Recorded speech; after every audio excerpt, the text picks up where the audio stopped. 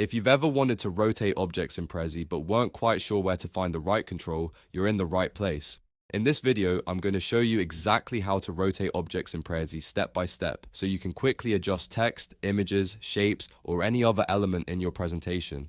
This is a really useful skill if you want your Prezi layout to look cleaner, more dynamic, and more professional. And if this tutorial helps you out, make sure to hit the like button and subscribe for more easy software tips just like this. Alright, let's jump in. First, open the presentation you want to edit. Once your presentation is open, look for the object you want to rotate. This could be an image, a text box, a shape, or another item placed on your canvas. Go ahead and click on the object to select it. As soon as it's selected, you'll notice a blue box appear around it. That blue outline shows that the object is active and ready to be edited.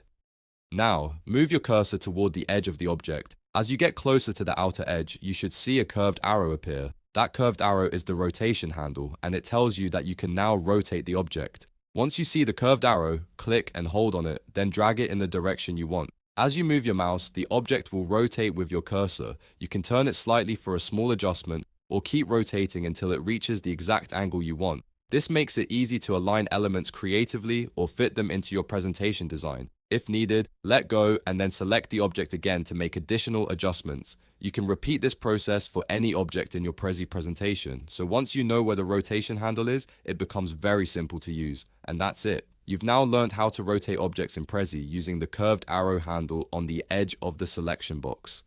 It only takes a few seconds once you know where to look, and it can make a big difference in how your presentation looks. If this video helped, don't forget to like, subscribe, and turn on notifications for more step-by-step tutorials.